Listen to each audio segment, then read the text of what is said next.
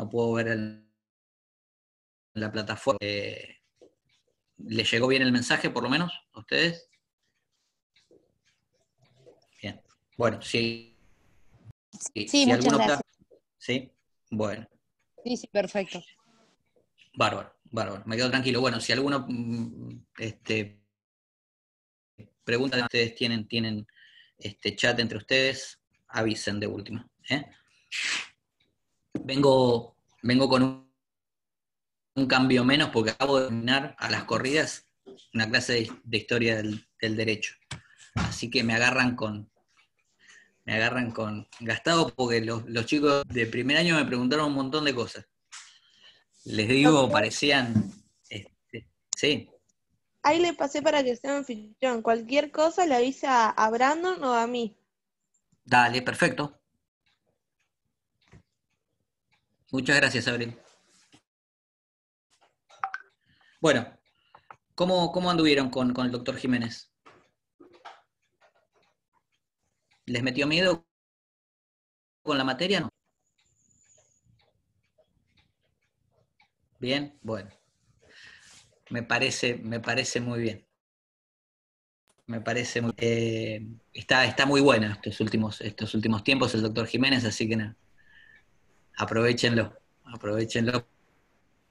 para aprender un montón. Bueno, vamos a... Una ¿Se escucha pregunta. un poquito? Sí. El doctor Jiménez ayer nos dijo que nos iba a subir unos prácticos hoy, pero no los subió. Era para saber si los va a subir antes del fin de semana, porque no sabemos cuándo tenemos que entregar y eso. Bueno, lo vamos a retar, no se preocupen. Ahora termino la clase no, está bien, Natalia, no hay problema. Yo ahora les recuerdo, seguramente los va, si no los estará subiendo por ahora a la noche, seguramente los va a subir mañana, pero yo me encargo de recordárselo, no se preocupen. Y con las fechas de entrega tampoco se preocupen porque no hay apuro, dice Paola. Paola no tiene apuro. No, con las fechas de entrega no se preocupen porque si bien no se extiende mucho, siempre se pueden manejar. Bueno, vamos a lo prometido, que es compartir pantalla, ver ese módulo muy rápidamente la clase anterior y ver un temita que, digamos, es más un tema, si quieren, filosófico y político, muy interesante. A mí me encanta más, por eso me parece que me los dan a mí. Pero bueno, a veces tenemos que tratar de tenerlos en el marco de lo que estamos diciendo. ¿Se escucha bien ahí? Porque me decían que se escuchaba medio bajo recién en el chat. No, perfecto. Se escucha bien. Bueno, ahora los voy a minimizar a todos, me voy a minimizar también, ¿sí? Así que cualquier cosa que no se escuche, o que pregunten, abran el micrófono nomás y me dicen, ¿sí? Bueno, el tema de la universalidad de los humanos. Si ustedes, nosotros estamos en la bolilla 4, pero si ustedes van a la bolilla 1 y 2, van a ver que una de las características principales que nos enseñamos que tienen los derechos humanos es la universalidad. Básicamente la universalidad quiere decir que todas las personas debemos, o por lo menos deberíamos tener los mismos derechos humanos, no importa cuál sea nuestra condición de nacionalidad, de género, de sexo, política, social, religiosa o cualquier otra diferencia que se les pueda ocurrir. Lo cierto es que mientras identifiquemos a un ente vivo como una persona humana, sí a tener un cierto mínimo, una cierta mínima cantidad de prerrogativas, que vamos a ver cuáles pueden ser, que se les debe respetar, esté acá, esté en África, esté en China o esté en la Luna, ¿sí? Por decirlo vulgarmente. Eso de alguna manera es la idea de universalidad. Ahora, convengamos que esa idea de universalidad es extraña, porque es una idea muy propia de la cultura occidental. Cuando digo muy propia de la cultura occidental, digo cultura que tuvo un fuerte desarrollo histórico en Europa y luego en América, cuando esos territorios fueron conquistados por los europeos, pero que básicamente nació en ese pequeño territorio que mientras había otras culturas, como la China, la India, que estaban muy desarrolladas, eran pueblos bárbaros, ¿sí? De hecho, yo ahora vengo de darles en el institucional la parte de, digamos, de derecho español, propiamente dicho, y los orígenes del derecho español, y lo que le enseñamos es que había unos pueblos bárbaros que en determinado momento ingresaron en la península, y no estoy hablando de los musulmanes, estoy hablando de los visigodos, de los ostrogodos, que en determinado momento ingresaron a los territorios que eran dominados por los romanos y le hicieron caer el Imperio Romano de Occidente. Entonces, esa idea de universalidad, de que hay algo en común para todos los seres humanos, es una idea propiamente del mundo occidental, que se va a imponer a fuerza de, fundamentalmente a fuerza de dominio político, militar y económico a partir del siglo XVI, ¿no? Esto es algo que ya ustedes ya vieron en derecho político, y ya saben, no me quiero meter en detalles, aunque me gustan mucho. Pero bueno, es importante que tengamos en cuenta eso, porque en general a pueblos de culturas no se le ocurre que hay algo que es universal a todas las personas, ¿sí? ¿Por qué es esto? No, tampoco me quiero meter porque me voy a ir por las ramas, pero lo cierto es que no se les ocurre que, digamos, a los pueblos orientales no se les ocurre que un pueblo en la América del Sur va a tener la misma relación política, tiene que tener la misma relación política que ellos tienen con sus gobernantes. Y sin embargo eso se les ocurrió a los occidentales, ¿sí? Y terminando cierta forma de dominio político que hoy podemos reconocer como la democracia representativa, que tiene que ser común para todos los pueblos del mundo, porque esa es la forma en que respeta el derecho universal de las personas a participar de su propio gobierno. Fíjense que es una idea muy, si quieren, muy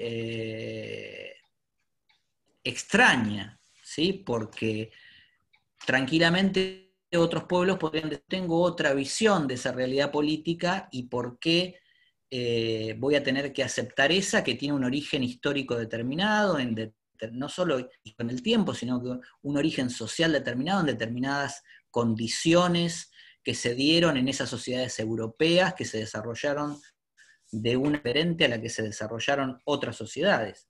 Y sin embargo, nosotros hoy estamos diciendo que eso debe ser universal. Bueno, este es el problema que vamos a tener en este punto, la universalidad de los derechos humanos a la luz de lo que llamamos diversidad cultural. Entonces, la universalidad es esa característica de los derechos humanos por las cuales esos derechos son comunes a todas las personas y significan lo mismo para todas ellas. Esto es lo importante, significan lo mismo para todas ellas, ¿sí? La igualdad significa lo mismo para alguien de una cultura oriental, de una cultura india, de una cultura islámica y de una cultura occidental, por mencionar 4 grandes ramas, ¿sí? No nos vamos a meter con otras diversidades culturales, que hay muchas, sobre todo en África y en América. Pero bueno, esa es la idea básica, que signifiquen lo mismo para todos. Y esta idea nace, en principio se plasma en la Declaración Universal de los Derechos Humanos en 1928. Y sin embargo, si bien puede parecer que yo estoy, digamos, de alguna manera criticando esta idea de universalidad, la estoy poniendo en contexto más que criticando, lo cierto es que es una buena manera de presentarlo, que la declaración sea universal, frente a lo que proponían en ese momento, que era que se declarase internacional.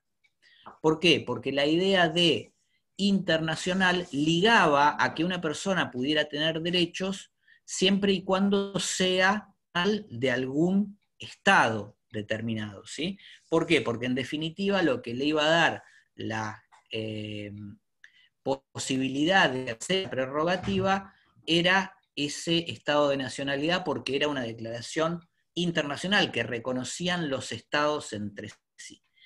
El universal fue una lucha de René Cassin, ese hombre que está ahí en la foto, que fue uno de los principales redactores de la declaración, un jurista francés, que luego no solo Premio Nobel de la Paz, sino además presidente del Tribunal Europeo de Derechos Humanos, que eso es quizá lo más destacado. Y él dijo, no, hay que llamarlo universal porque no importa qué persona pueda tener con un Estado, lo cierto es que cualquier persona tiene que tener este mínimo catálogo de derechos. Y fue un buen punto, un buen avance para poder pensar esto de la universalidad. ¿Vamos hasta ahora o es mucho bla bla, o es mucho verso? Díganme algo que no veo nadie. No, perfecto. Va bien, va bien. Vamos, bien.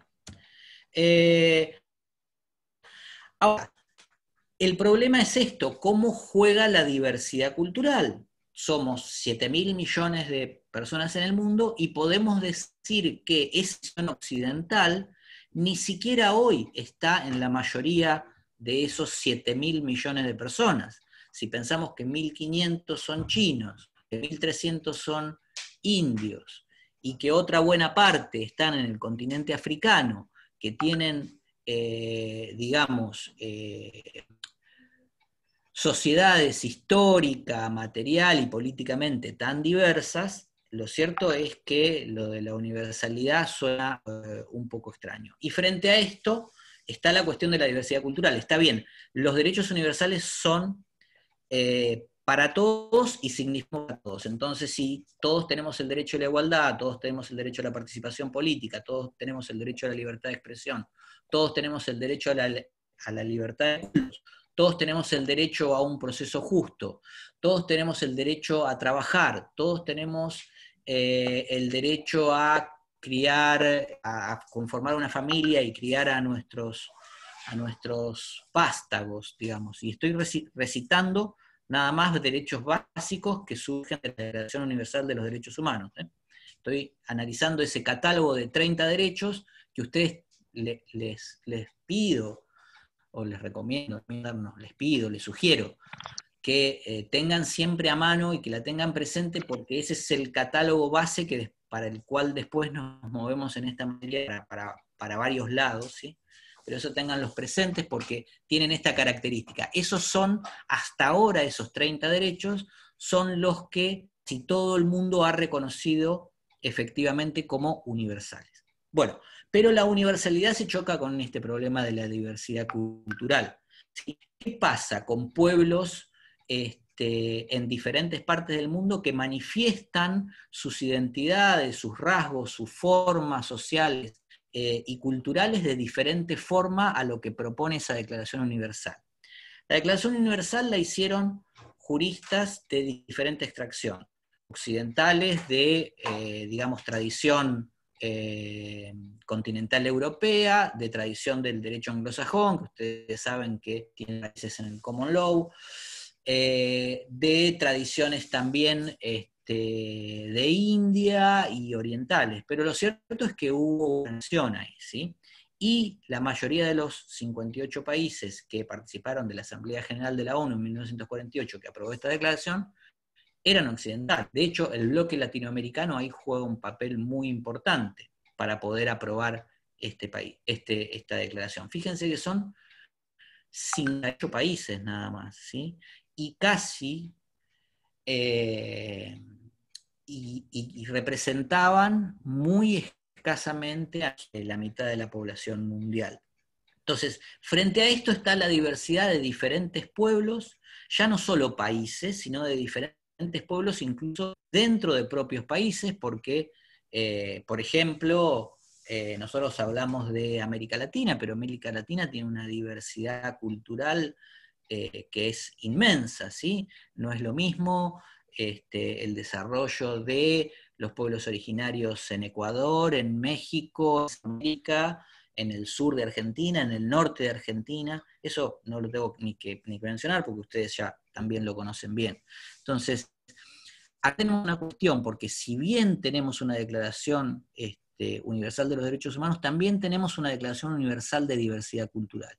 Y fíjense que la defensa de la diversidad cultural es un imperativo ético, inseparable del respeto de la dignidad de la persona humana.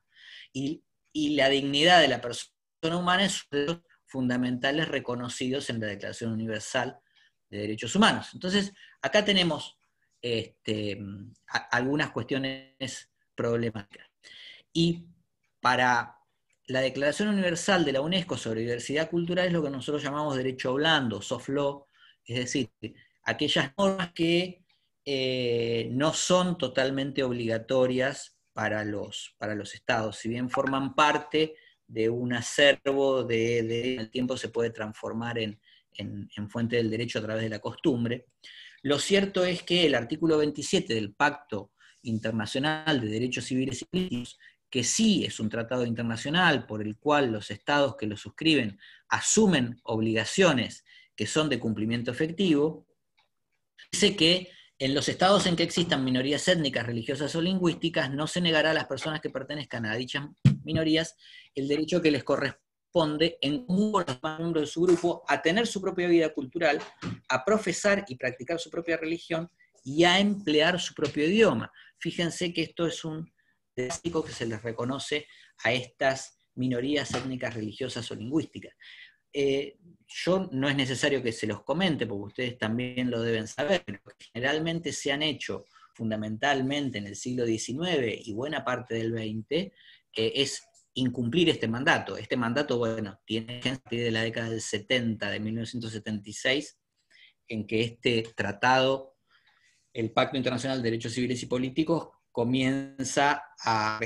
Pero lo cierto es que los estados, casi todos los estados, incluido el Estado argentino, con las minorías de los pueblos originarios, se comportan de una manera totalmente diferente. Lo que hicieron es no respetar el derecho a, por ejemplo, tener su propia vida cultural, a profesar su religión, a emplear su propio idioma, sino que lo que hicieron es homogeneizar las normas culturales y los imperativos culturales, políticos y religiosos del grupo dominante. En su caso, y esto recuerden cuando estudiaron Derecho Constitucional, la bolilla 2, cuando veían relación Estado-Iglesia, recuerden que uno de los mandatos contenidos en el artículo 67 de nuestra Constitución, la reforma de 1994, era que el Congreso debía proveer a la conversión de los indios al catolicismo, ¿sí? O sea, exactamente todo lo contrario a lo que supone un respeto por la diversidad cultural. Por eso esta lucha por la diversidad cultural también es bastante nueva entre los pueblos, y es muy complicada y es muy dificultosa. Antes de esta filmina les quiero comentar un ejemplo de por qué resulta dificultosa. Por ejemplo, la nueva Constitución que se dictó durante la década del 2000, no recuerdo exactamente el año en este momento, reconoce la posibilidad a los pueblos aborígenes de resolver sus propios conflictos, es decir, de tener su propio llamando claramente, poder judicial, ¿sí? ¿Para qué? Para asuntos de la comunidad que se resuelvan adentro de la comunidad. El problema es que pero hay ciertas normas que ellos mantienen, por ejemplo, los castigos corporales, que chocan claramente con la noción de dignidad e integridad física y personal que nosotros tenemos contenida no solo en la Declaración Universal, sino además en el resto de las legislaciones de derechos a los cuales asumimos cumplir, digamos. No en este caso como Ecuador, pero Ecuador también ha suscrito la Convención Americana, el Pacto Nacional de Derechos Civiles y Políticos, de Derechos Económicos, Sociales y Culturales. Y claramente esto es un problema, ¿sí? Porque seguramente los castigos corporales nosotros lo vemos como un remedio absolutamente anticuado, bárbaro, que precisamente va contra esta noción de dignidad de la persona humana. Y sin embargo ellos tienen una buena justificación. Ellos dicen, bueno, es cierto, nosotros a quien comete un crimen dentro de la comunidad le hacemos castigos corporales, les damos azotes, lo hacemos ridiculizar delante de la comunidad, pero ese sujeto, una vez que pasa ese castigo, se vuelve a reinsertar en la comunidad, es uno más, ya cumplió, digamos, de alguna manera con reparar el daño que le había provocado a la comunidad ha ejercido un castigo sobre él, y sigue inserto en la misma. Y ellos le preguntan a nosotros, dice, en cambio, ¿ustedes qué hacen con quien comete un delito? Lo meten en esas cárceles donde se mueren de hambre, se mueren de frío, los tratan psíquica y físicamente, donde no le dan posibilidad de reinsertarse luego en la sociedad, porque generalmente cuando muchos años en esos lugares donde ustedes los meten, es casi imposible que vuelvan a su comunidad, a ser una persona más de la misma y a poder desarrollarse. Y ellos preguntan, bueno, ¿quiénes somos los más bárbaros? Digamos, ¿nosotros o usted? Esto yo digo, se los planteo para que piensen que el choque entre universalidad y diversidad cultural es muy difícil de resolver y que no tiene una respuesta única, sencilla, homogénea. Hay otros casos que son mucho más sencillos de resolver, ¿sí? Por ejemplo, en aras de la diversidad cultural, casi todos, digamos, estamos de acuerdo en que no se puede las oblaciones de genitales femeninos a las adolescentes de algunas tribus de África, como se practica habitualmente. ¿Por qué? Bueno, porque claramente, más allá de que la excusa o lo que ellos indican para mantener ese rito es que forma de su socialización, que así lo han hecho sus abuelas y sus madres, y que la comunidad sí acepta a las jóvenes, digamos, que se van a convertir en mujeres, lo cierto es que es en ese caso, no tiene mayor sentido más que una mutilación genital que sería inaceptable ya. Ahora ustedes me pueden preguntar válidamente, ¿y qué es lo que hace la diferencia en que aceptemos uno y que aceptemos otro? Y bueno, ese es el problema, ¿sí? Es muy difícil mensurarlo y es muy difícil que nos podamos poner de acuerdo.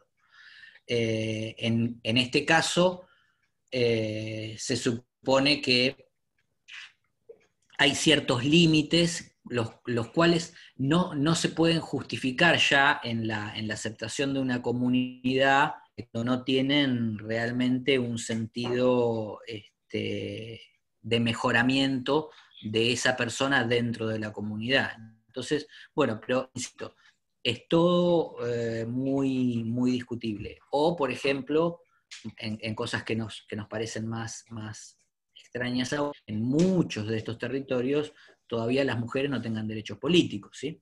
Por decir uno que es de alguna manera muy ligado a Occidente y económicamente, como Arabia Saudita, que creo que recién el año pasado se les permitió votar en elecciones municipales por primera vez a las mujeres. Está claro que parecería que no hay ningún sentido de pertenencia a la comunidad que no hiciera partícipe a las mujeres en igualdad de los hombres, pero bueno, tampoco es que lo podamos resolver tan sencillamente.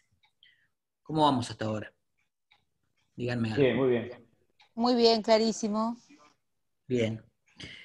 Como ven, estaría lindo discutir estos temas así face to face, ¿no? Pero bueno, ustedes vayan pensando algunos otros que puedan conocer porque se pone lindo esto. Fíjense, pensemos esta idea de la universalidad, ¿sí? cuando se aprobó la Declaración Universal de Derechos Humanos, todos estos pueblos que ven, salvo los que están en amarillo, ¿sí?, estaban dominados colonialmente por potencias que decían, que aprobaron, que decía que los pueblos tenían derecho a elegir sus propios gobernantes, y no los dejaban a sus propias colonias hacerlos, ¿sí?, para que vean la fuerte contradicción que hay en esta noción de universalidad. Por un lado, yo digo que toda persona tiene la dignidad necesaria, o se le debe respetar la dignidad necesaria para elegir a sus propios gobernantes. Ahora yo mantengo las colonias bajo, porque obviamente me conviene política y económicamente, ¿sí?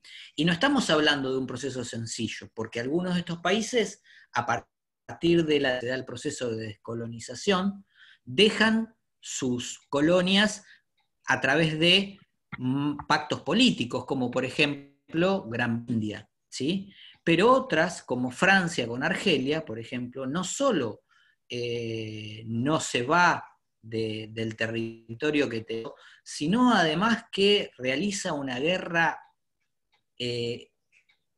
tremendamente cruenta, donde inventa la desaparición de personas y el método de la tortura sistemática, que después se va a trasladar a las dictaduras de América Latina, donde lo inventa como una forma de contrainsurgencia. Y no es solo que lo inventan, lo teorizan y lo ponen en manuales, digamos. De eso aprenden, lamentablemente, los militares americanos vía las enseñanzas del Departamento de Estado norteamericano durante los años 60 y 70. O sea que no estamos hablando de cuestiones sencillas, ¿no? Estamos hablando de nociones que ni siquiera los mismos que la habían proclamado pueden cumplir.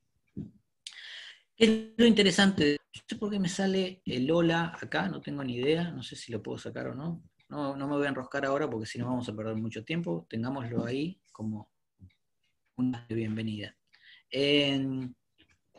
Les decía, ¿qué es lo importante de esta declaración? Que en 1948 esta declaración tiene este sesgo, ¿sí? Muy pocos países, y esos países representaban a muy poca parte de la población mundial y fundamentalmente representaban muy poca diversidad cultural, porque eran en su mayoría occidentales. Había muy pocos países del bloque oriental y alguno inclusive quiere votar. Sí hay los países árabes que concurren, si no me equivoco, son nada más que 2, ¿sí?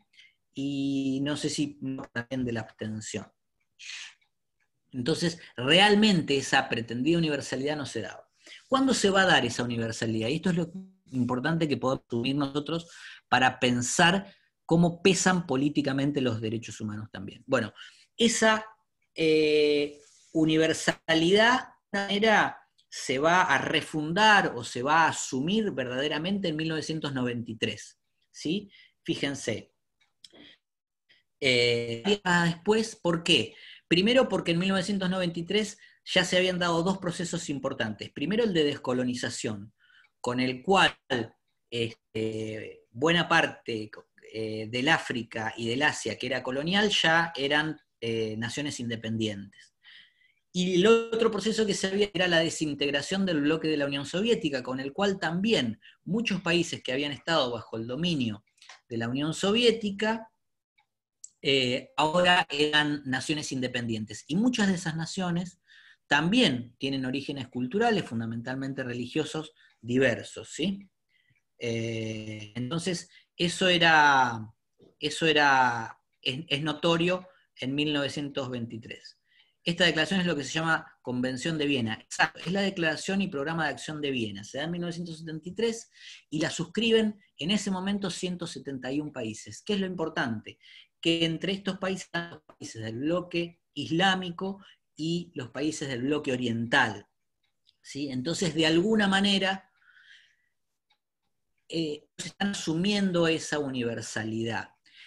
Lo que se da en Viena es una negociación muy fuerte. Es más, entre políticos es que el bloque duro de países musulmanes no iban a votar a favor de esta declaración. Como a cambio las naciones occidentales le ofrecen un fuerte pronunciamiento en contra del genocidio. Los serbios estaban en Bosnia-Herzegovina, en la ex Yugoslavia, que eran poblaciones musulmanes, a dejar de lado sus pretensiones de dictar, en realidad ellos ya habían dictado la Declaración Universal de los Pueblos Islámicos, dejar de alguna manera suscribir esta declaración. Y aparte participan más de 7.000 ONGs, ¿sí? Organizaciones gubernamentales que también representan intereses muy diversos. Y fíjense que lo importante es, el artículo 1 reafirma el carácter universal de estos derechos y libertades, dice no admite dudas, ¿sí? Pero... Profesor. A ver, sí, dime. Sí, ¿podría repetir qué hicieron los países occidentales, que no entendí bien? Los países occidentales lo que hicieron fue una negociación política. Reconocieron el genocidio que se estaba dando en contra del pueblo bosnio-herzegovino, que en su mayor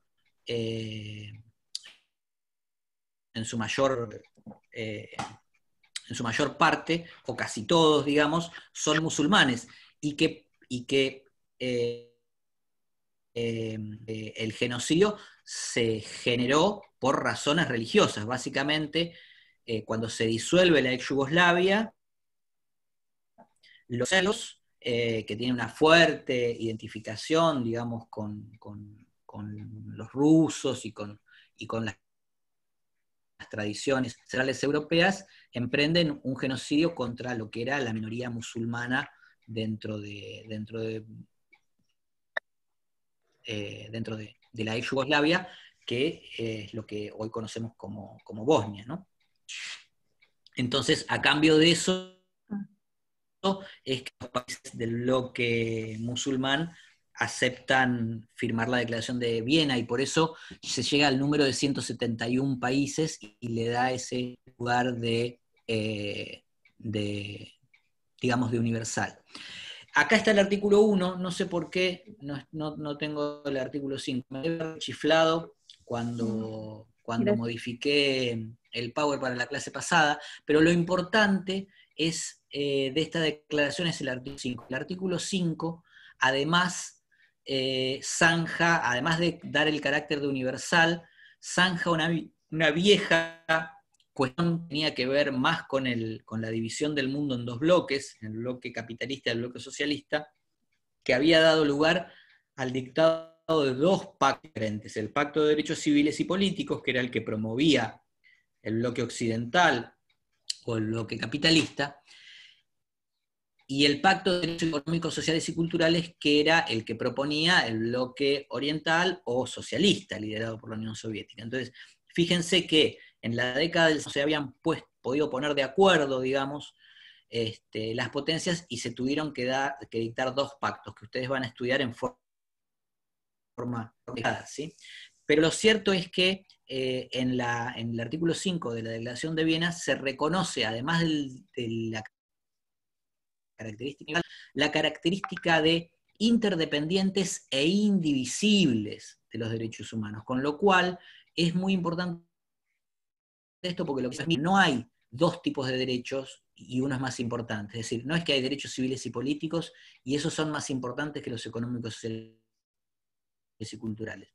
Los derechos humanos son indivisibles, ¿sí? Lo van a ver también cuando vean esta característica con el doctor Jiménez, pero lo cierto es que se tienen que cumplir tanto los que podemos clasificar como de civiles y políticos, que pueden ser, por ejemplo, la libertad de expresión, como los que podemos clasificar como económicos, sociales y culturales, por ejemplo, el derecho a una remuneración digna, el derecho al trabajo, una remuneración digna, el derecho a la educación, el derecho a la salud. Esos son todos derechos económicos y sociales. ¿Cuál era la discusión hasta ese momento? Bueno, la discusión en realidad sigue siendo una discusión casi hoy todavía, ¿sí?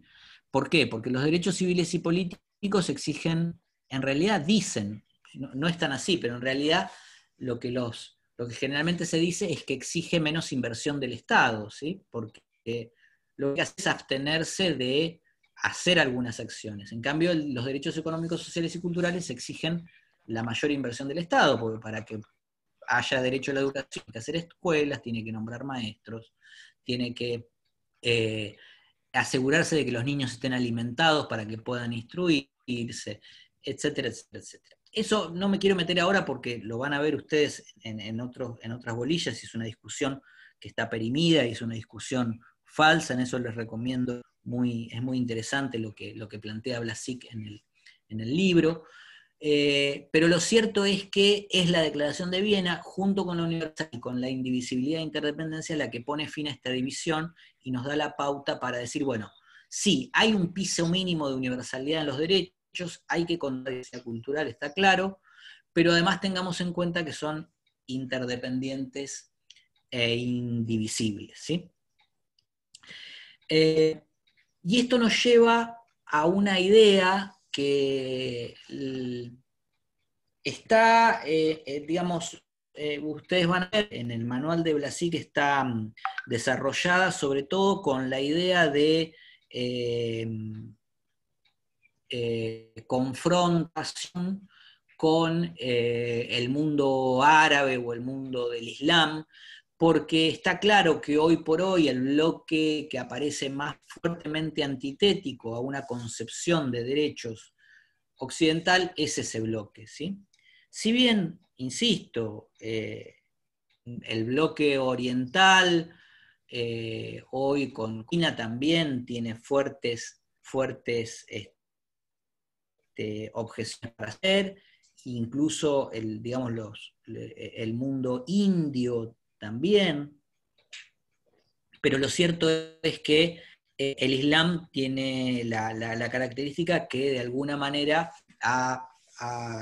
digamos, algunos sectores del Islam, no podemos es algo también multicultural, es decir, el Islam no es un bloque único, como tampoco es el cristianismo, de hecho, ¿no?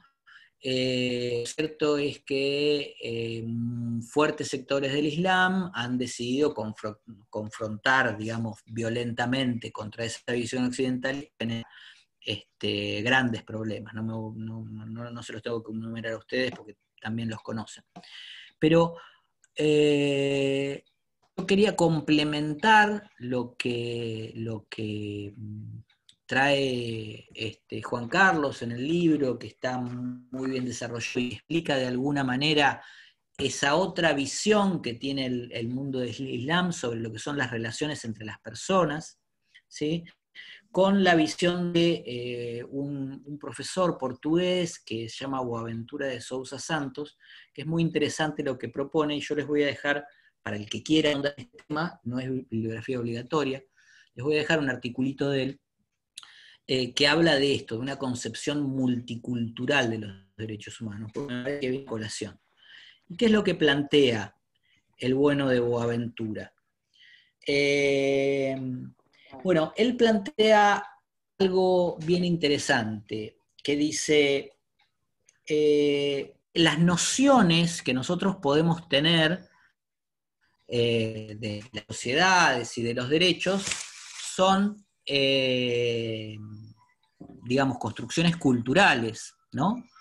Que diferentes colectivos o sociedades humanas van realizando a través del tiempo, de la historia, de prácticas sociales, etcétera, etcétera. Dice, y en ese sentido, cultura, esta idea es interesante, dice, toda cultura es incompleta. ¿En qué sentido es incompleta? Bueno, que no existe una cultura que pueda dar respuesta a todo o que pueda abarcar toda la noción de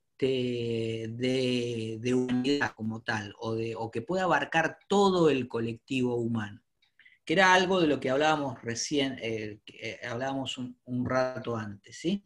No a alguien, digamos, que durante siglos se ha socializado en otra forma, es difícil explicarle que cada uno tiene que ir un domingo a votar, tiene que poner una boleta en un sobre a quien va a ser su representante. Podemos aceptar que es nuestra mejor solución para los problemas de legitimidad política de nuestras sociedades, pero son sociedades que tuvieron un derrotero diverso al que tuvieron otras, ¿sí? Entonces, cuando nosotros le explicamos, insisto con estos ejemplos, digamos, a un aborigen del Paraguay, que en vez de darle la legitimidad para que decida los asuntos de la comunidad, que es el que tiene en sus espaldas la historia de la tribu, y que es el que además ha conocido todos los conflictos que se han dado hasta ese momento, y además por acumulación de años, quizá, y porque ha tenido un ascendente social, porque nadie se lo ha discutido, la persona más sabia de la comunidad, le decimos, no, esto no es lo que tienen que hacer ahora, es votar entre todos quién va a ser el que diga qué es lo que hay que hacer en la comunidad. Y por ahí lo van a mirar y le van a decir, no, pero mire, nosotros primero depositamos cierta autoridad en nuestro anciano más sabio, pero además, cuando tenemos un asunto, vamos de todo. Y no nos vamos hasta que no hayamos una solución en común y que nos deje satisfecho a todos.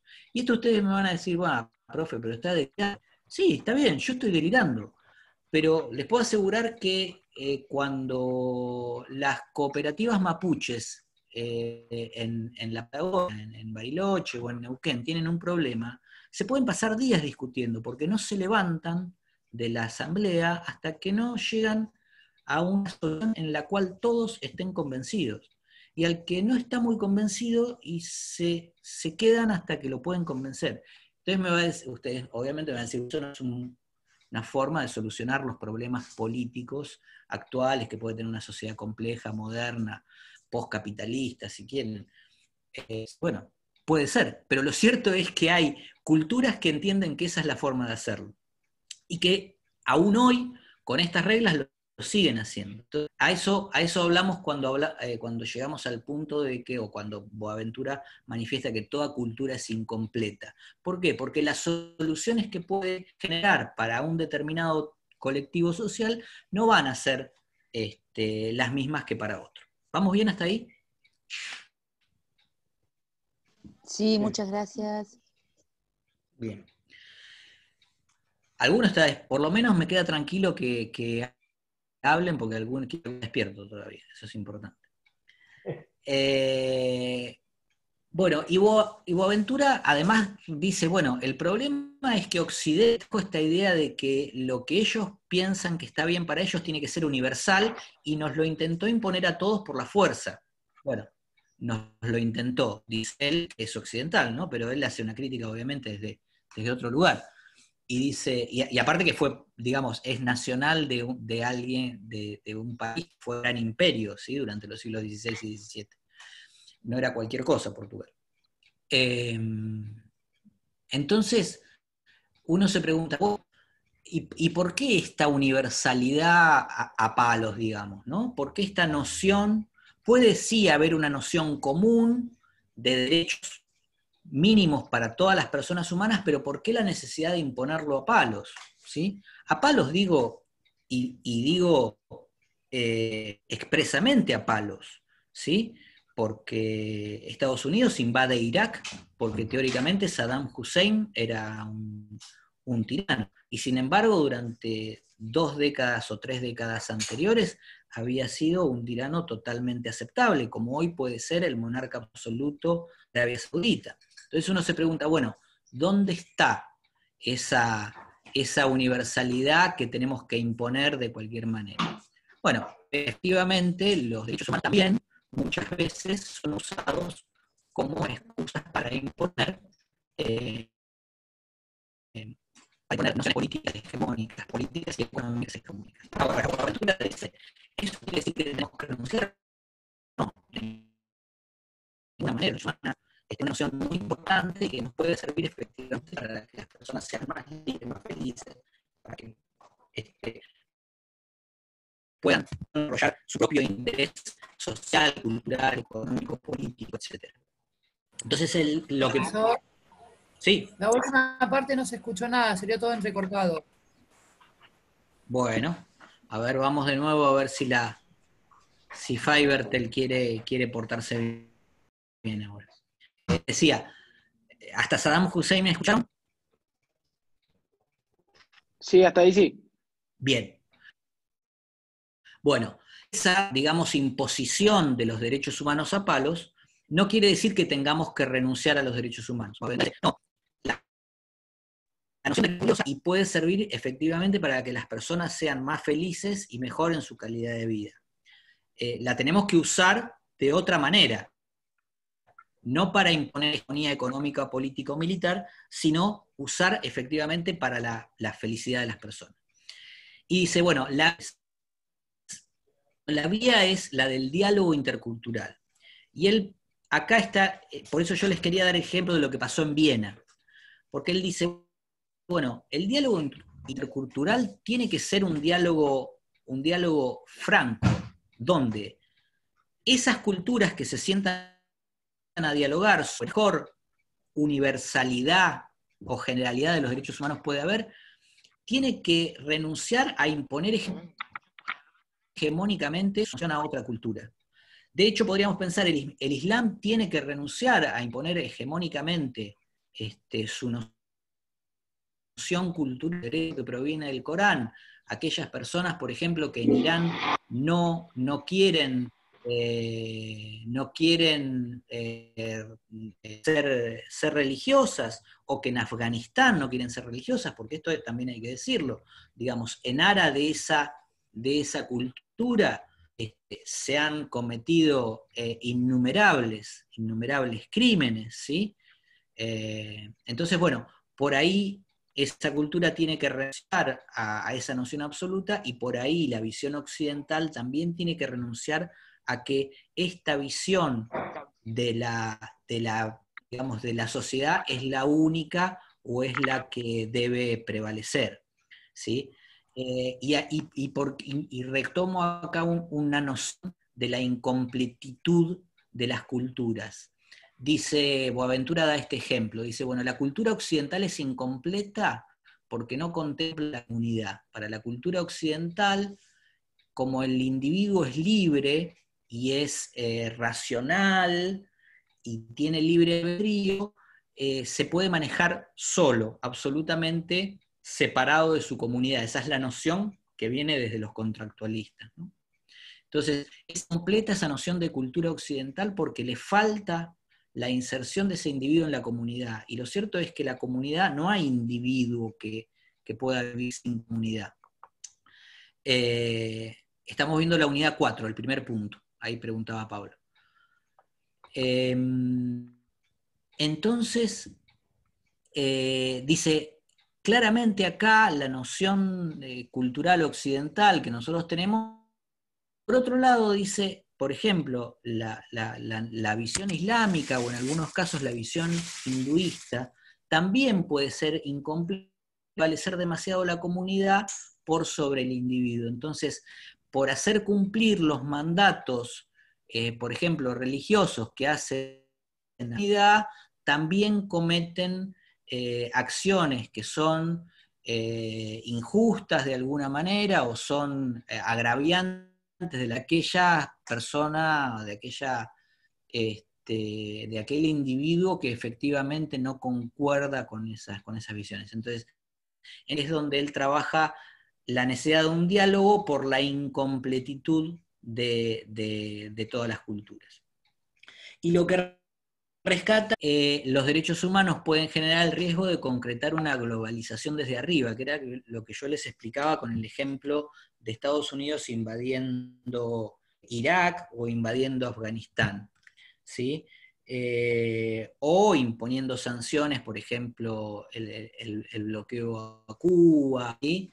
Es decir, cuando un país, en aras de su poder político y militar y de su influencia en el concierto mundial de las naciones, impone esos derechos humanos desde arriba, dice Boaventura, bueno, acá tenemos un tema, ¿sí? Porque los iraquíes pueden ahora ir a votar. Ahora, lo cierto es que eso no va a pacificar esa sociedad hasta que esa sociedad no asuma que esa forma de representación política es genuina para ellos y no es impuesta externo, ¿sí? Y ese es el problema que hay que hay generalmente en estos territorios que terminan siendo ocupados en aras de finalizar una barbarie. Por ejemplo, el Afganistán, donde la invasión de las fuerzas occidentales hace retirar a Talibán, cometieron innumerable cantidad de actos que podemos decir nosotros desde nuestra mirada occidental de barbarie, digamos, que incluye destruir, por ejemplo, obras históricos universales, que son patrimonio cultural de la humanidad, etcétera, etcétera, y todas las cosas que ustedes pueden conocer que pasaron. Lo cierto es que una vez que se instala una potencia para generar lo que Boaventura dice, los derechos humanos desde arriba, lo cierto es que después es muy que se pueda retirar sin que esa barbarie tenga un rebote, o sin que esa sociedad tenga un rebote, porque lo cierto es que si no hay un verdadero diálogo, termina siendo genuina, no terminan siendo genuinas esas formas. ¿Vamos bien hasta ahora? Sí. Yo tengo mate todavía, así que puedo seguir un ratito más. Ustedes díganme.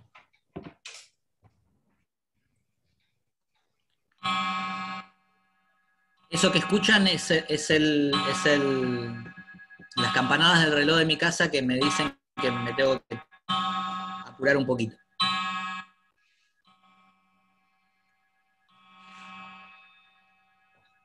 Bueno, esos derechos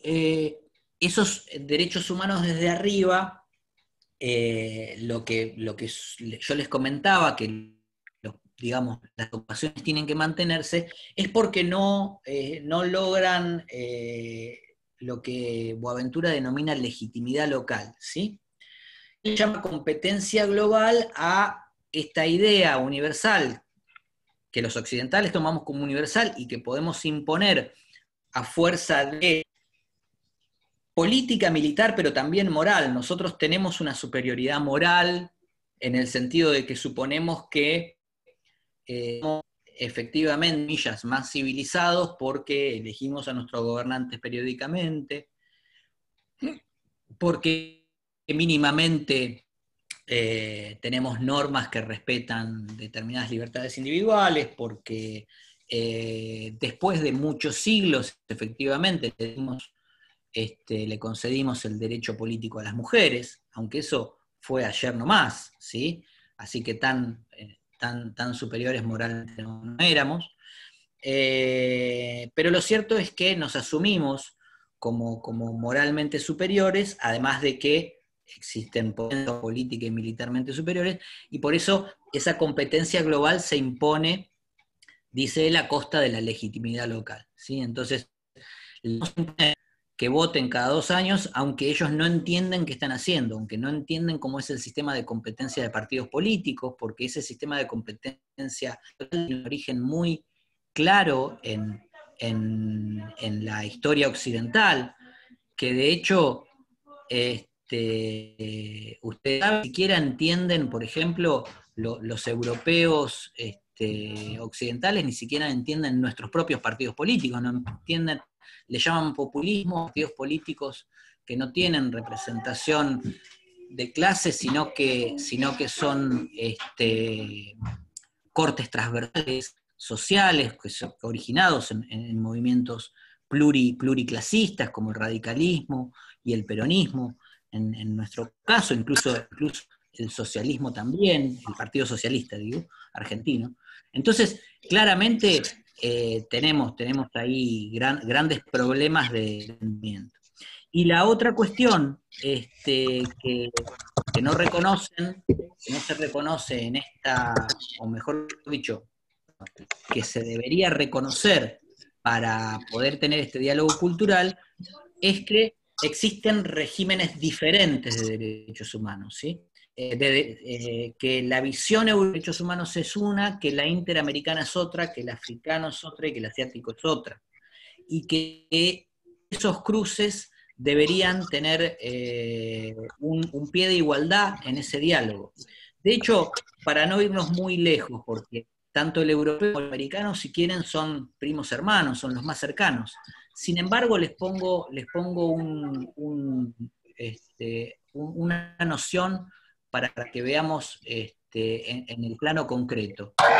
Los europeos, en su declaración, en su Tratado de Derechos Humanos, tienen legislado el derecho a la propiedad, ¿sí? Tienen asumido como un derecho humano básico el derecho a la propiedad. En la Convención Americana también tenemos el derecho a la propiedad, en el artículo 21, lo vamos a ver en la segunda parte seguramente nosotros, ¿sí? Pero lo cierto es que la Corte Interamericana hace un desarrollo del derecho a la propiedad en relación a los pueblos indígenas a lo largo de varios fallos, ¿sí? De 80 a esta parte, que no tienen absolutamente nada que ver con lo que a los europeos se les puede ocurrir, que es el derecho a la propiedad.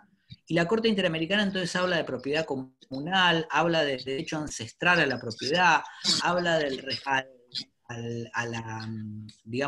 a la diversidad medioambiental y a la relación de las comunidades aborígenes con su propiedad como un medio de vida. O sea, algo que es claramente extraño a la noción que puede tener el Estado de los derechos humanos. Y sin embargo, provenimos del mismo orden, digamos, de la misma noción occidental de los derechos, ¿sí?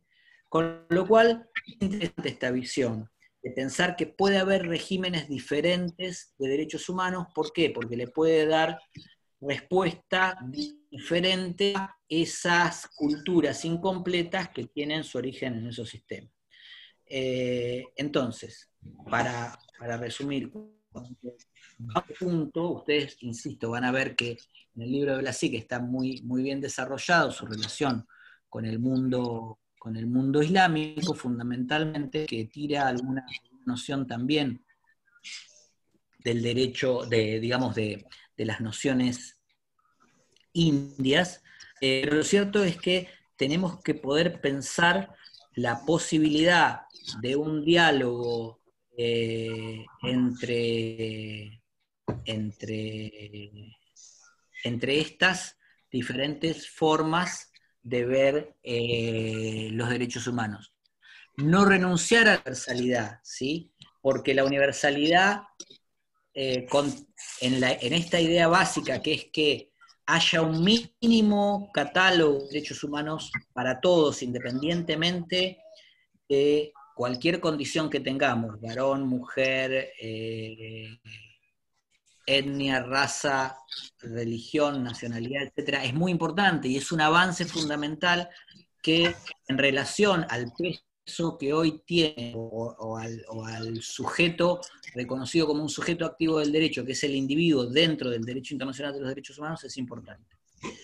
¿Se escucha? Sí, sí, se escucha. Ah, perfecto. Entonces,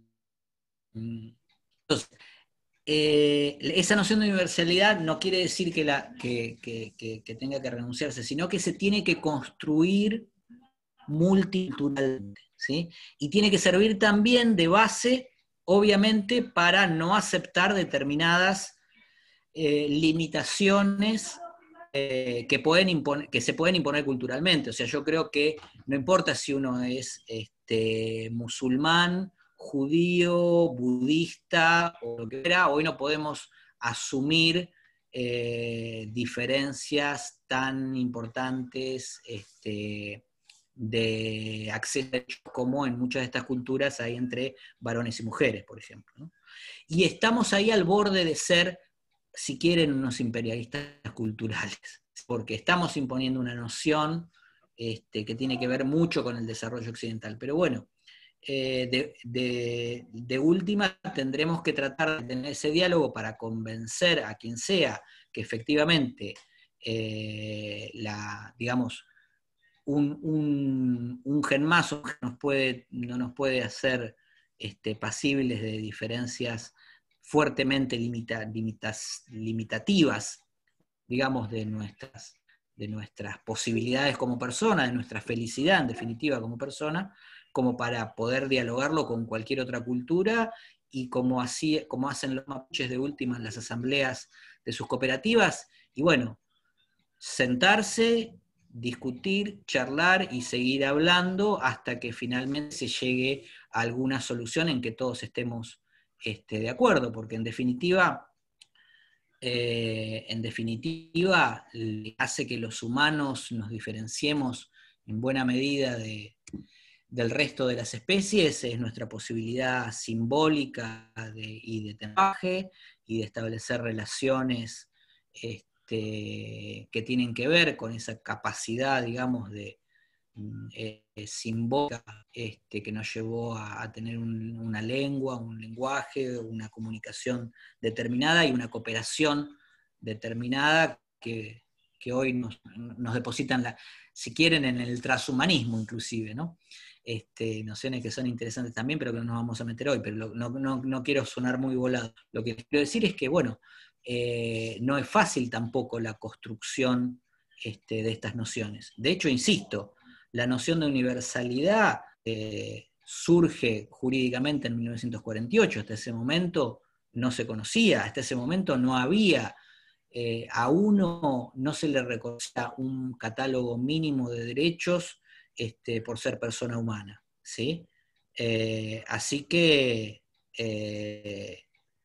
no podamos construir en el futuro otras nociones. En realidad son todas estas nociones nuevas que están en construcción y que depende de nosotros cómo las tomemos. Pero es bueno que nos cuestionemos cuando decimos, cuando pensamos en universalidad y multiculturalidad, que nos cuestionemos hasta dónde nosotros podemos imponer nuestra superioridad moral. Hay una noción interesante. Yo creo que ya se los nombré la clase pasada y se los voy a nombrar seguramente una vez por clase porque siempre da material interesante, pero el profesor Fabián Salvioli, cuando le plantean este problema, dice, bueno, miren, la cuestión es sencilla. Están en la ONU, suscribieron a la ONU y por lo tanto son Universal de los Derechos Humanos, bueno, cúmplanla, no hinchemos más. Dice, es una cuestión política. Y es una visión interesante también. ¿Sí? A ver, si Arabia Saudita está en ese nivel, bueno, a ver, y suscribió la declaración y suscribió el pacto de derechos civiles y políticos, bueno, es inaceptable que no le dé el derecho político a las mujeres, y se acabó. Digamos, eso también es una cuestión interesante porque Arabia Saudita, como está, los ciudadanos, más allá de la legitimidad política que tiene su monarca absoluto, bueno, suscribió voluntariamente ese pacto. Entonces, en ese caso, tenemos una posibilidad de decir, bueno, miren, cúmplanlo. Ahora, diferente es cuando esa superioridad moral se impone mediante el poder. Ahí estamos en otro tipo de problemas, que muchas veces lo que hacen son soluciones transitorias que no generan algo más profundo. Entonces, ese es el problema. No hablo más.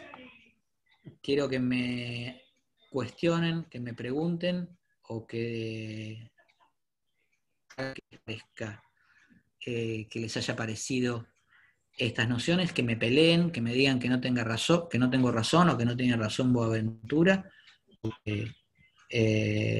Nuestra superioridad moral occidental se justifica efectivamente en que somos superiores. No sé, lo que quieran. Vamos, ustedes. Doctor.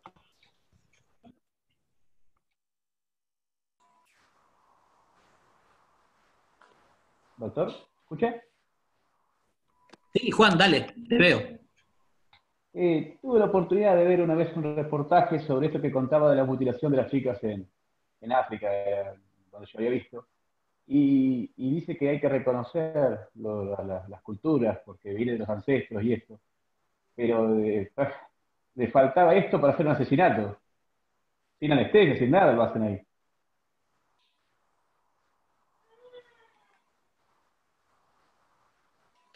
Coincido, yo creo que ahí cada uno tiene que encontrar, cada uno personalmente, para mí eso claramente es un límite infranqueable, ahí no hay diversidad cultural que justifique esos actos, ¿sí? Pero bueno, yo debería poder aceptar por ahí una visión de que la justifican. Por eso lo cité a lo último a Fabián Salvioli, porque está buena la solución que él dice. Bueno, miren, voy a poner un ejemplo. Si esa tribu está en el estado X, ¿sí? Y el Estado asumió la obligación frente a la comunidad internacional que eso es una violación a un derecho humano básico, que es la integridad física y psíquica, ¿sí? Bueno, ese Estado tiene la obligación de terminar con esas prácticas. ¿Cómo? Bueno, educando y sancionando. Y se acabó. Y la comunidad internacional no debería dejarle de señalar que esas prácticas van en contra de un derecho humano fundamental, que es el derecho a la integridad física, a la vida, a la dignidad, a la salud, entre otros. Profe, y si no Esa termina con solución es una esas solución prácticas, política. Bueno, ahí después tenemos la efectividad de los diferentes instrumentos de derechos humanos. Nos lleva al plano de qué pasa cuando un Estado no cumple ciertas obligaciones que asume frente a la comunidad internacional. Hay soluciones de diversos tipos. Eso lo vamos a ver cuando veamos el sistema de protección de los derechos humanos recién en la segunda parte. Pero ¿qué puede pasar? Depende. Podría pasar que hay diferentes estamentos en que la comunidad internacional reacciona. Primero, advirtiendo, ¿sí? Y en el último de los casos, podría llegar a la intervención del Consejo de Seguridad, que es el órgano máximo de la ONU, y que es el órgano que sí es obligatorio, cuya normativa sí es obligatoria que sigan los estados, y es obligatoria porque si cumple, el Consejo de Seguridad podría tomar acciones armadas contra un Estado. No va a pasar por este caso. Vamos a ser sinceros, no va a pasar por este caso. Aparte, para que el Consejo de Seguridad tome una acción avalada por la ONU contra otro Estado, tiene que pasar, tiene que ser muy grave. Pasó, por ejemplo, en Irak, ¿sí?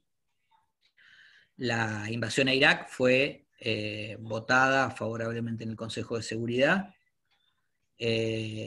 Pasó en Yugoslavia, por ejemplo, en la ex Yugoslavia, pero no pasó, por ejemplo, en Siria.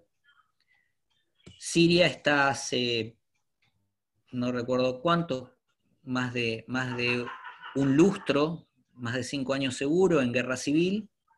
Se están cometiendo actos flagrantes contra la integridad y la vida de las personas, y el Consejo de Seguridad está paralizado porque es un órgano que funciona con poder de veto, ¿sí?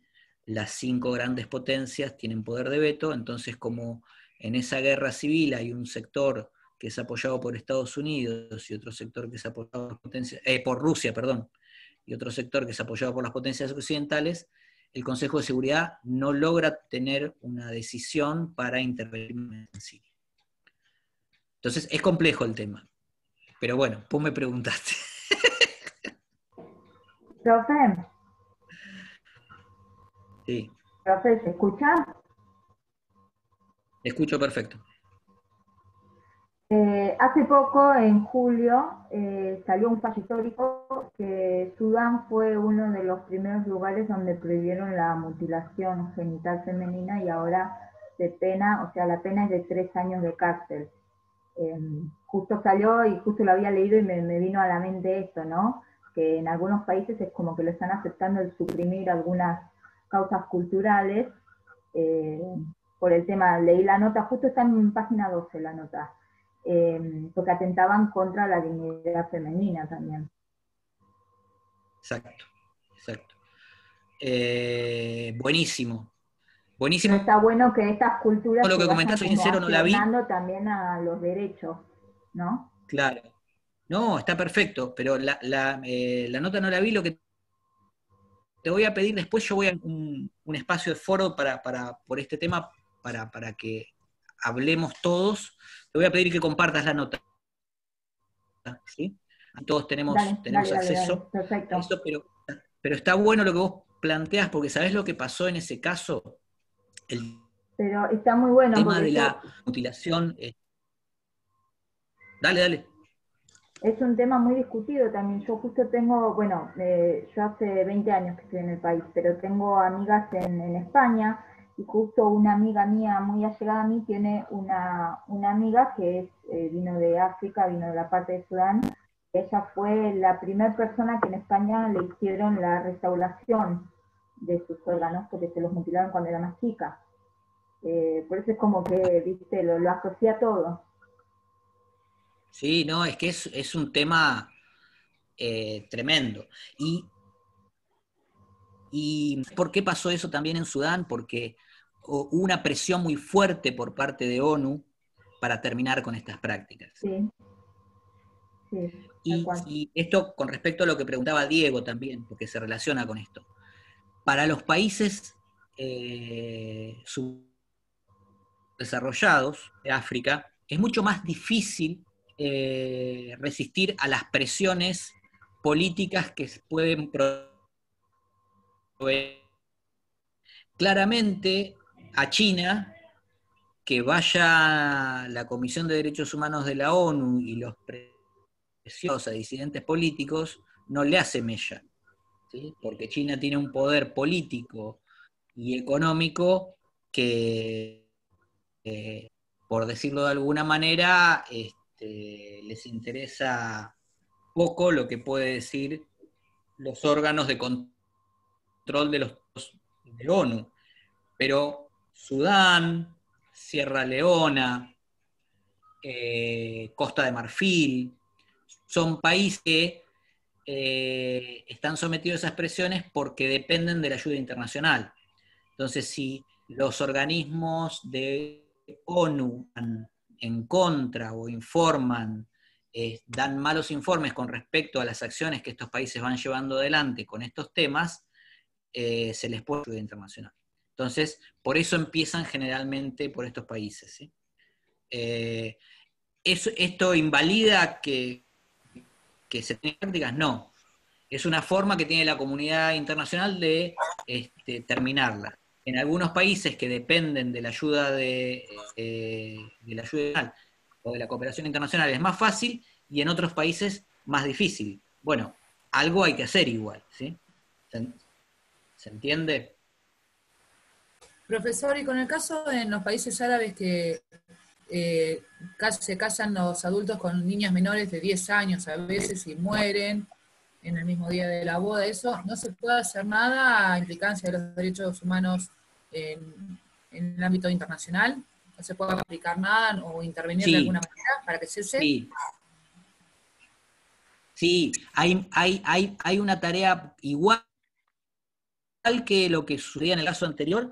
Hay una fuerte tarea de varios órganos con respecto a estas prácticas, tanto en los países asiáticos como en los países africanos, que también suele ser una práctica ancestral. Y sí, hay también una fuerte presión. Depende un poco de lo que hablábamos antes, de la capacidad de presión política que tengan los organismos internacionales frente a esos países.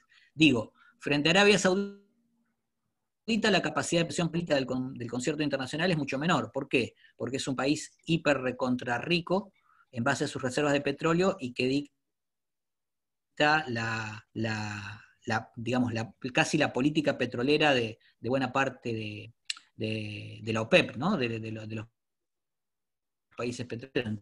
Es más difícil a ellos, de alguna manera, presionarlos con estas cuestiones, pero se los termina presionando también los lados, ¿sí? Y sí, hay una fuerte campaña, sobre todo, ¿sabes a partir de qué, Natalia? De la Convención Internacional de los Derechos del Niño.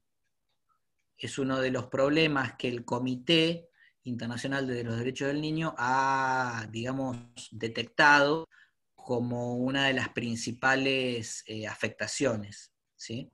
Y bueno, hay trabajo. Es un trabajo a veces un costioso, a veces que se ve un poquito que no avanza, digamos, pero sí, es un tema que está en la agenda internacional en general.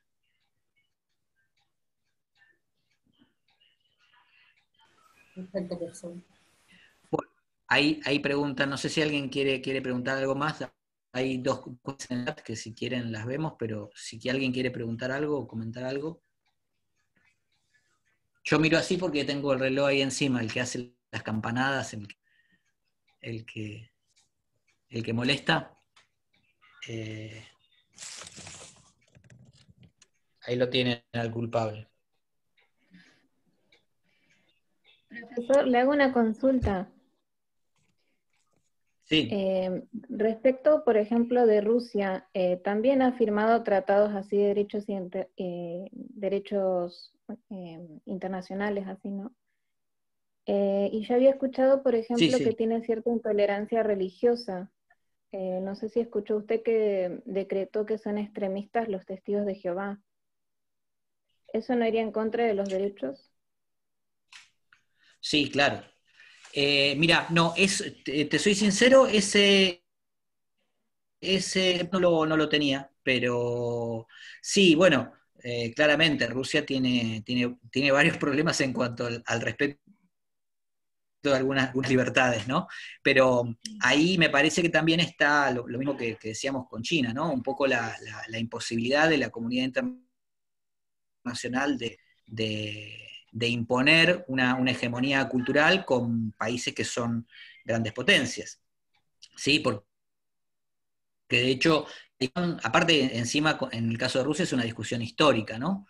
Con Estados Unidos, cuando Estados Unidos, el bloque occidental le quería imponer, Rusia todavía era el bloque soviético, le quería imponer su superioridad moral de la libertad individual, que no era respetada en la Unión Soviética.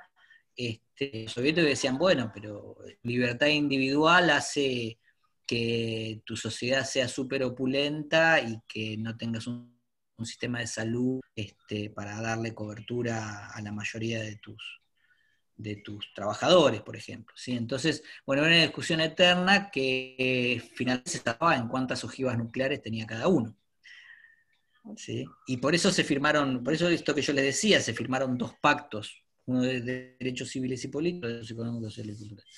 Pero bueno, eso no quiere decir que no haya que dejar de trabajar, tanto en el caso de China como en el caso de Estados Unidos, como en el caso de Rusia, potencias muy complicadas para imponerle cumplimiento efectivo de derechos humanos cuando no lo quieren hacer. La comunidad internacional tendrá que seguir trabajando en ese sentido. Vamos a ver cuando veamos sistema de protección americano, que la Comisión Interamericana de Derechos Humanos continuamente, como condena a Venezuela, como condena a, qué sé yo, a Costa Rica o a Argentina, por violación a la Declaración Americana de Derechos del Hombre, también condena a Estados Unidos, ¿sí? Lo que pasa es que, bueno, a Estados Unidos le importa menos porque te rinde menos cuentas en el concierto internacional, que por ahí, no sé, Honduras o Guatemala, o Argentina misma, ¿no? Es una cuestión, sí, claramente de poder político, militar y económico. Perrier dice, el límite con respecto a lo que es cultural y cómo relacionar con los derechos humanos. Hay muchas cosas contradictorias siempre viendo los de otra cultura. Tal cual. La única posibilidad ahí, modestamente, por eso me gusta la postura de Boaventura, es un diálogo intercultural, pero democrático, en pie de igualdad.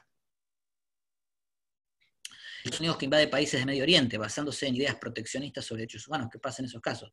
Impone su fuerza militar. En el caso de Irak, por ejemplo, fue llevado por el Consejo de Seguridad de las Naciones Unidas, donde aparte mintieron, porque el Consejo de Seguridad tomó esa decisión porque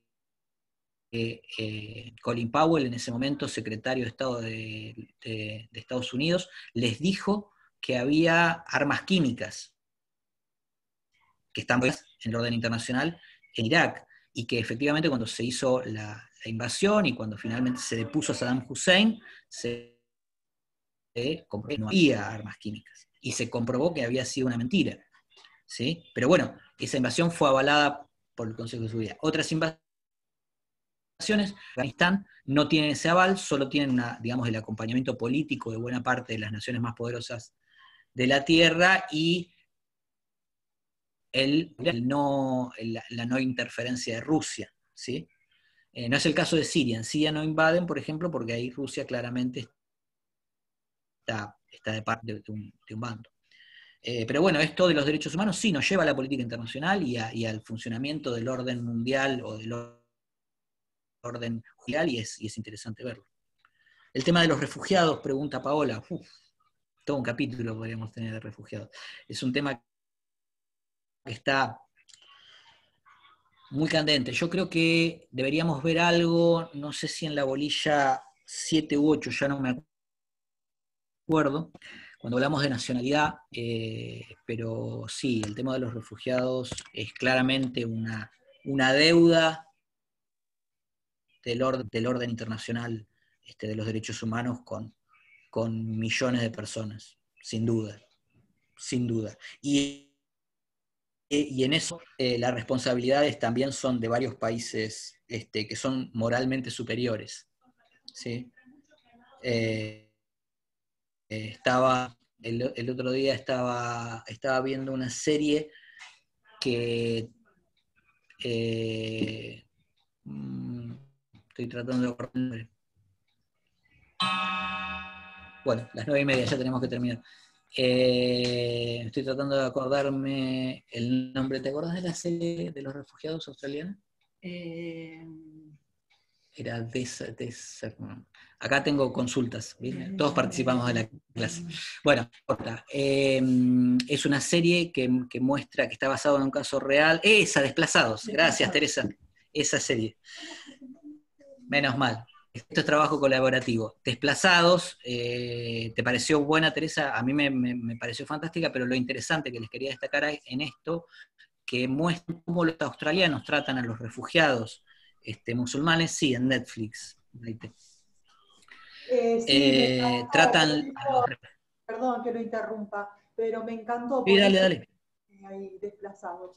O sea, sí. Te deja reflexionando y te da impotencia, bueno, en general todo. Está muy buena, así que la recomiendo. Sí, aparte es corta, son 6 capítulos nada más, creo 6 o 7, no me acuerdo, Teresa, pero por ahí. ¿Cómo? Que no es densa para nada, digamos. No, muy interesante. No. Además es muy interesante porque está primero basado en un caso real, ¿sí? Pero aparte lo que muestra es teóricamente una sociedad. Si yo les doy les doy a elegir un país donde se respetan los derechos humanos, yo estoy seguro que el país donde sucede la serie van a poner en el top 5 o en el top 10, digamos, entre los primeros 5, entre los primeros 10. ¿O no, Teresa? Bueno, ¿cómo? Digo, contales dónde sucede. En Australia, ¿no? ¿En Australia no sucede? En Australia. Uno piensa que en Australia son súper respetuosos de los derechos humanos, y sin embargo... Claro, y por eso te genera esa, no sé, impotencia, como decir, si en los primeros mundos, en los lugares donde se respetan más, sucede esto, que queda para los países donde estamos tan atrasados. Yo también lo involucro a Argentina también. Tal cual. No en todos, por supuesto. Tal cual. Bueno, yo les propongo, ¿Sabrina? Sí. Sí, profe, buenas noches. Quería consultarle si este material lo va a subir, porque no sabemos si sacarlo de Jiménez o de Blasic. Sí. Les voy a subir, ya está, la parte del libro de Blasic se lo subo con esta clase, ¿sí? Y también les voy a hacer un artículo de Boaventura por si quieren, insisto, esto es bibliografía optativa, pero si quieren mirar de qué escribe el bueno de Boaventura, lo tienen ahí a disposición. Y nada, y bueno, y lo que les propongo ahora, que tenemos que cerrar la clase, este es un tema muy lindo. Yo les voy a proponer en el foro que cada uno piense una situación de estas, pueden ser de estas que estuvimos hablando, pueden ser otras que ustedes les recuerden, donde se da este choque entre universalidad y universalidad cultural, para que pensemos lo complejo que es, digamos, fundamentalmente la construcción de una teoría general de derechos humanos y fundamentalmente lo que es más importante, la activización de lo que nosotros pensamos que tiene que ser ese catálogo mínimo de derechos humanos. ¿Les parece? Bien. Bien. Perfecto. ¿Algo para decir antes que nos vayamos? No. Nada. ¿Se quedan estos? Mirá, Sebastián lo veo despierto todavía. Eso es un gran logro porque creo que viene de penal. Así que está permitido dormirse con mal, pero no con humano. ¿Eh? Bueno, nos vemos chicos y chicas. Nos Muchas vemos. gracias. Hasta luego. Chao, chao.